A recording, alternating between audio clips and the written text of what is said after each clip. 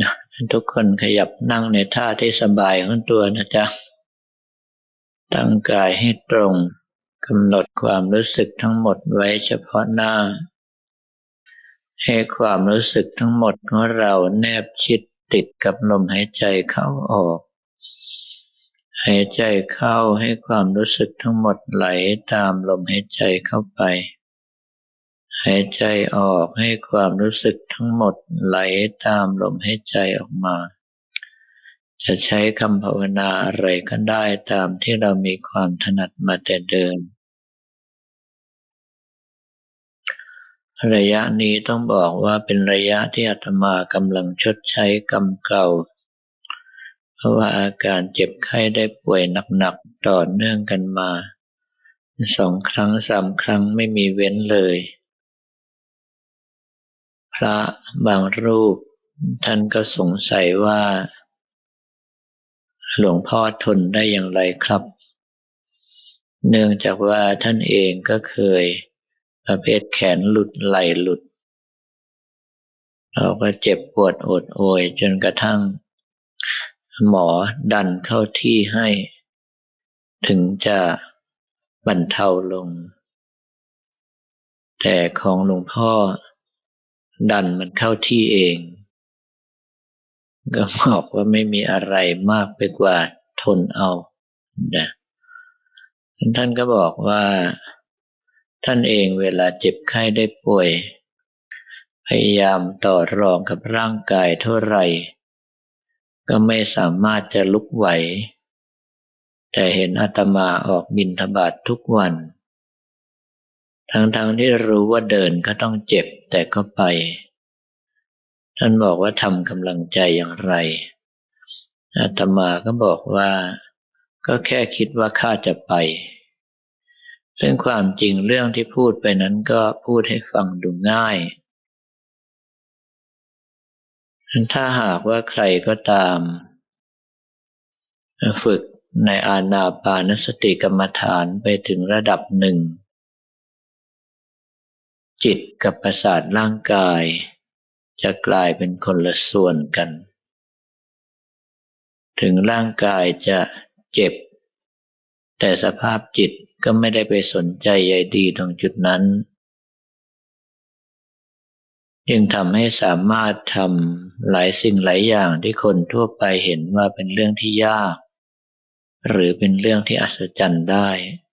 แต่ความจริงเป็นเรื่องปกติของทุกคนที่มาฝึกปฏิบัติกรรมฐานถ้าหากว่าอานาปานสติทรงตัวจริงๆมีกำลังใจเห็นว่าร่างกายนี้ไม่ใช่เราไม่ใช่ของเราจริงๆเราก็สามารถที่จะระงับกายสังขารคืออาการต่างๆที่เกิดขึ้นกับร่างกายได้เมื่อถึงวาระที่จำเป็นจะต้องใช้ร่างกายก็ใช้กำลังใจข่มอาการเจ็บไข้ได้ป่วยต่างๆลงชั่วคราวแล้วก็ใช้ให้ร่างกายทำหน้าที่การงานต่างๆที่ตนเองต้องการเรื่องทั้งหลายเหล่านี้เป็นเรื่องปกติของนักปฏิบัติถ้าหากว่าทำถึงก็สามารถทำเช่นนี้ได้ทุกคนไม่ใช่เรื่องแปลกแต่ว่าในส่วนที่ดีมากๆของอาการเจ็บไข้ได้ป่วยก็คือว่าทำให้เราไม่ลืมสติได้เห็นอย่างชัดเจนว่าร่างกายนี้ไม่ใช่เราไม่ใช่ของเราไม่สามารถจะบังคับบัญชาให้เป็นไปตามความต้องการของตนได้ไม่ต้องการให้เจ็บก็เจ็บไม่ต้องการให้ป่วยก็ป่วยถ้าหากว่าร่างกายนี้เป็นเราเป็นของเราจริงๆก็ต้องบังคับบัญชาได้ไม่ให้เจ็บก็ต้องไม่เจ็บไม่ให้ป่วยก็ต้องไม่ป่วยไม่ให้แก่ก็ต้องไม่แก่แต่นี่เราบังคับบัญชาอะไรไม่ได้เลยแม้แต่นิดเดียวดังนั้นการเจ็บป่วยที่เกิดขึ้นแม้ว่าจะเป็นการชดใช้กรรมเก่าก็ตามแต่ว่าก็เป็นอาการเจ็บป่วยที่มีพระคุณอย่างมหาศาลคือทำให้เราเห็นชัดเจนว่าร่างกายนี้ไม่ดีจริง ไม่มีอะไรให้ยึดถือมั่นหมายได้จริงๆไม่ว่าจะตัวเราก็ดีบุคคลอื่นก็ดีสัตว์อื่นก็ดีล้วนแล้วแต่มีความเจ็บไข้ได้ป่วยเป็นปกติดังบาลีที่ว่าพยาธิธัมโมหิพยาธิงอนัตติโตเรามีความเจ็บไข้ได้ป่วยเป็นธรรมดาไม่อาจจะล่วงพ้นความเจ็บไข้ได้ป่วยไปได้ถ้าเราทุกคนมองเห็นอย่างนี้ชัดเจนก็จะเกิดนิพพิทายาน คือความเบื่อหน่ายในสังขารร่างกายนี้ไม่มีความปรารถนาต้องการมันอีกเพราะว่าเกิดมากี่ชาติก็เจ็บอย่างนี้ก็ป่วยอย่างนี้ในเมื่อสังขารร่างกายของตนเองยังไม่ต้องการที่จะไปยึดถือมั่นหมายในสังขารร่างกายคนอื่นนั้นก็ย่อมไม่อยู่ในฐานะที่จะเป็นไปได้ดังนั้นท่านใดก็ตามที่เกิดอาการเจ็บป่วยขึ้นกับตนเองขอให้รีบฉวยโอกาสให้สมกับที่เป็นนักปฏิบัติก็คือพิจารณาให้รู้ให้เห็นสภาพความเป็นจริงของร่างกายว่าธรรมดาของร่างกายนั้นเป็นรังของโรคมีความเจ็บไข้ได้ป่วยเป็นธรรมดาเกิดขึ้นในเบื้องต้นแปรปรวนไปในท่ามกลางสลายตัวไปในที่สุดระหว่างที่ดำรงชีวิตอยู่ก็มีแต่ความทุกข์เกิดก็เป็นทุกข์แก่ก็เป็นทุกข์เจ็บก็เป็นทุกข์ตายก็เป็นทุกข์พลัดพรากจากของรักของชอบใจก็เป็นทุกข์ประสบกับสิ่งที่ไม่ชอบใจก็เป็นทุกข์ปรารถนาไม่สมหวังก็เป็นทุกข์กระทบกระทั่งกับอารมณ์ที่ไม่ชอบใจก็เป็นทุกข์เหล่านี้เป็นต้นและท้ายที่สุดสภาพร่างกายนี้ก็เป็นเพียงธาตุสี่คือดินน้ำไฟลมประกอบกันขึ้นมาเป็นเรือนร่างให้เราได้อยู่อาศัยเพียงชั่วคราวถึงเวลาก็เสื่อมสลายตายพังไปไม่อาจจะยึดมั่นถือมั่นว่านี่เป็นตัวเรานี่เป็นตัวเขาเพราะว่าท้ายที่สุดก็ต้องพังทลายกลับคืนไปเป็นสมบัติของโลกตามเดิมถ้าท่านทั้งหลายภาวนาจนทั้งกำลังใจทรงตัวสามารถระงับกายสังขารได้ก็ให้ใช้ปัญญาพิจารณาให้เห็นว่าร่างกายนี้เป็นโทษเป็นภัยเป็นของที่น่ากลัวมันมีอาการเจ็บไข้ได้ป่วยเป็นปกติธรรมดาไม่สามารถจะหลีกเลี่ยงไปพ้นจนสภาพจิตเกิดความเบื่อหน่ายไม่มีความปรารถนาในร่างกายของตนไม่มีความปรารถนาร่างกายของคนอื่นอีกก็ให้ตั้งใจว่าถ้าหากว่าตายลงไปเราขอไปพระนิพพานแห่งเดียวแล้วเอากำลังใจของตนจดจ่อไว้กับพระนิพพานจะกำหนดเป็นสถานที่ก็ได้เป็นวิมานของเราก็ได้เป็นภาพองค์สมเด็จพระสัมมาสัมพุทธเจ้าบนพระนิพพานก็ได้แล้วพิจารณาดูลมหายใจเข้าออกของตนเองพร้อมกับคำภาวนาถ้ายังมีลมหายใจอยู่ตามดูตามรู้ลมหายใจไปถ้ายังมีคำภาวนาอยู่กำหนดคำภาวนาไปถ้าลมหายใจเบาลงหรือว่าหายไปหรือว่าคำภาวนาหายไปก็ให้กำหนดดูกำหนดรู้ไว้เฉยๆอย่าอยากให้เป็นอย่างนั้นและอย่าไปดิ้นรนให้พ้นจากสภาพอย่างนั้นเรามีหน้าที่ตามดูตามรู้ไปเรื่อยๆจนกระทั่งกำลังใจทรงตัวตามที่ต้องการไปเองลำดับต่อไปก็ขอให้ทุกท่านตั้งใจภาวนาและพิจารณาตามอัธยาศัยจนกว่าจะได้รับสัญญาณบอกว่าหมดเวลา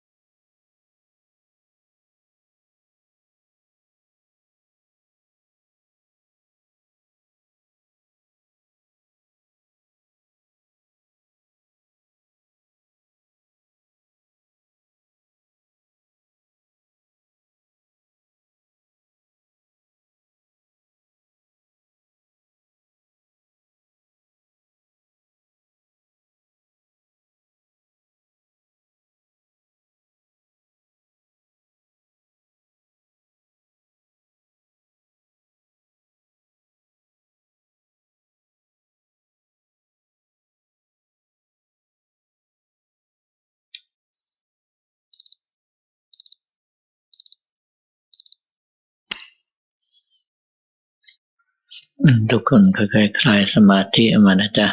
แบ่งความรู้สึกส่วนหนึ่งอยู่กับการภาวนาและอยู่กับภาพพระของเราความรู้สึกส่วนใหญ่ได้ใช้ในการประกอบหน้าที่การงานโดยเพราะการที่ส่วนกุศลนั้นต่อไป